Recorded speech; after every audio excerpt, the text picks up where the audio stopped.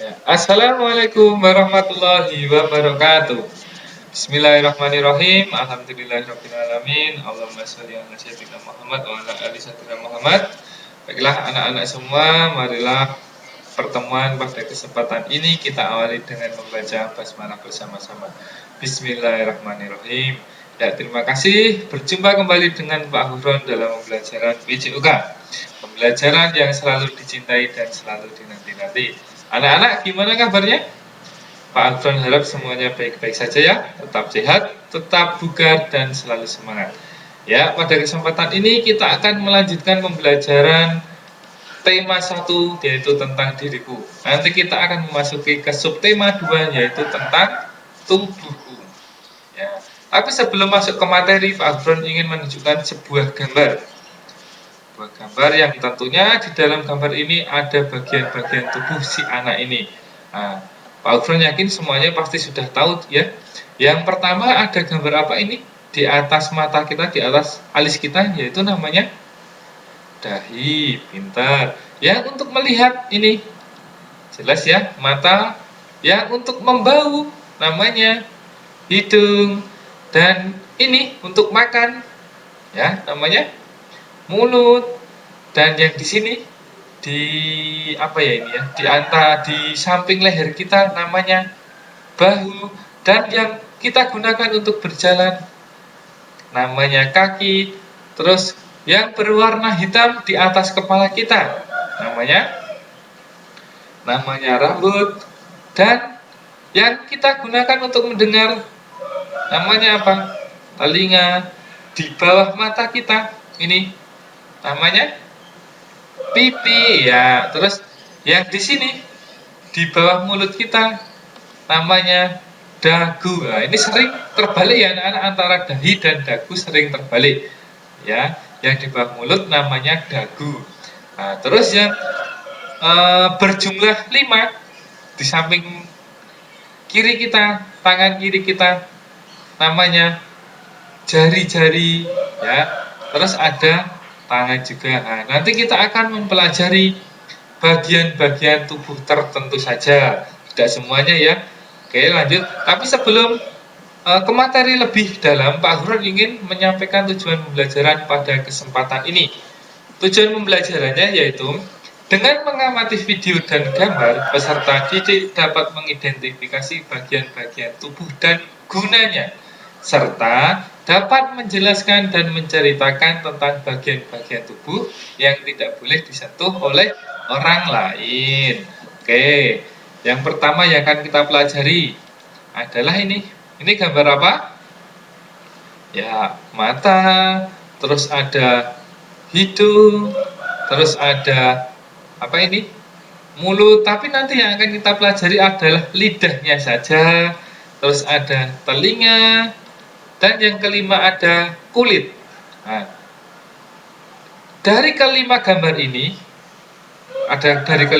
ini dinamakan ini panca indera. Nah, panca indera itu ada mata, hidung, lidah, terus telinga dan kulit. Yang pertama mata. Mata, Pak Hufron yakin ya semuanya pasti sudah tahu. Mata itu berguna untuk apa? Untuk melihat, dan tentunya digunakan untuk melihat hal-hal yang baik yang tidak dilarang oleh agama kita. Nah, terus yang kedua, hidung berfungsi untuk membau. Membau apa? Membau wangi-wangian, membau bau misalnya sedap, wangi, kurang sedap dan sebagainya. Terus yang ini, lidah berfungsi untuk apa? Iya, lidah berfungsi untuk mengecap. Mengecap apa? Mengecap rasa. Rasa ada apa? Misalnya pas anak-anak makan itu. Misalnya, oh ini rasanya manis, ini rasanya asin, ini rasanya asam, ini rasanya pahit dan sebagainya ya. Nah, untuk mengecap rasa. Terus yang ini telinga berfungsi untuk apa? Untuk mendengar. Nah, misalnya mendengar perintah orang tua, nasihat dari bapak ibu guru, misalnya mendengarkan penjelasan dari bapak ibu guru dan lain sebagainya. Dan tentunya jangan digunakan untuk mendengar hal-hal yang seperti mata tadi dilarang oleh agama. Terus yang Kelima ada kulit. Kulit berfungsi untuk apa? Merasa. Misalnya anak-anak pas memegang batu. Batu bata misalnya, itu permukaannya bagaimana? Halus atau kasar? Nah, tentu saja kasar. Nah, ini fungsi dari kulit. Terus misalnya anak-anak memegang kaca, rasanya bagaimana? Halus atau kasar? Nah, seperti itu. Nah, ini adalah panca indera ya. Ada mata, hidung, terus mulut, telinga, dan tangan. Nah, selain kita mempelajari panca indera, kita juga akan mempelajari bagian-bagian tubuh yang tidak boleh disentuh oleh orang lain. Kenapa tidak boleh disentuh orang lain? Karena itu merupakan daerah pribadi kita. Jadi orang lain tidak boleh menyentuh daerah pribadi kita. Dan ingat, kita juga tidak boleh menyentuh punya orang lain. Nah, gitu ya. Ini ada gambarnya, bisa diamati. Ada tubuh bagian depan, ini bagian depan, dan tubuh bagian belakang ini. Nah, kira-kira tubuh bagian depan yang terletak di sini itu apa? Ya, pintar. Ini adalah mulut. Mulut adalah bagian tubuh yang tidak boleh disentuh oleh orang lain. Terus yang kedua, di sini apa namanya ini? Nah, ini adalah dada kita. Dada tidak boleh disentuh orang lain. Dan yang ketiga ada apa? Kemaluan. Nah, kemaluan itu terletak di antara kedua kaki kita. Itu tidak boleh disentuh orang lain juga. Dan yang bagian belakang ada ini, di balik kemaluan ada pantat atau bokong. Ini juga tidak boleh disentuh oleh orang lain. Tapi hanya siapa yang boleh menyentuhnya? Kira-kira siapa?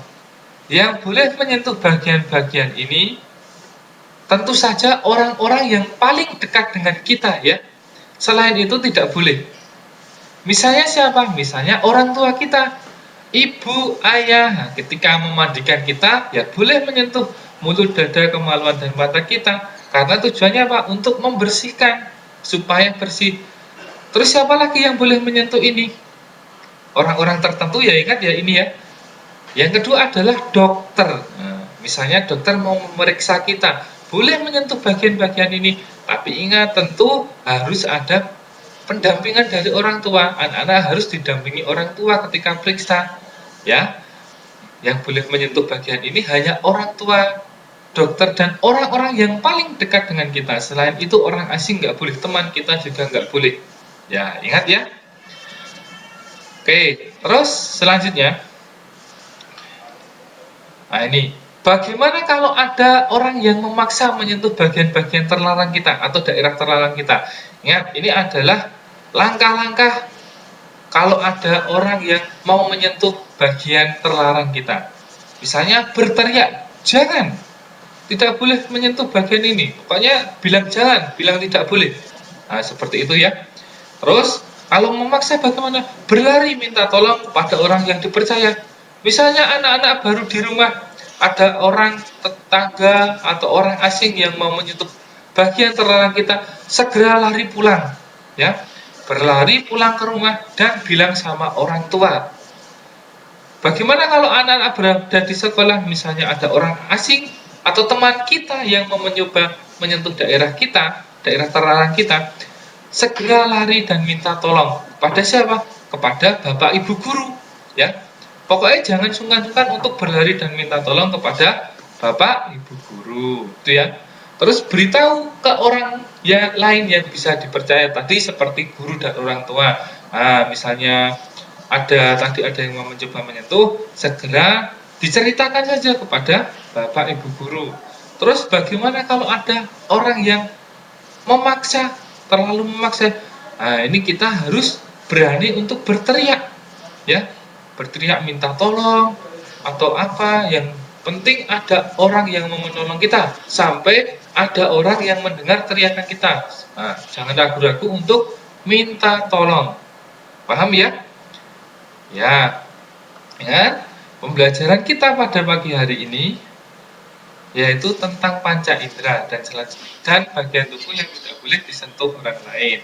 Ingat, tadi panca indera ada apa saja? Panca indera ada mata, berfungsi untuk melihat.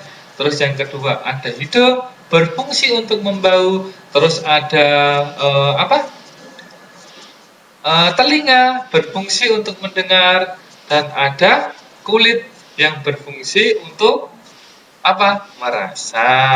Dan ingat, bagian tubuh yang tidak boleh disentuh orang lain tadi apa saja?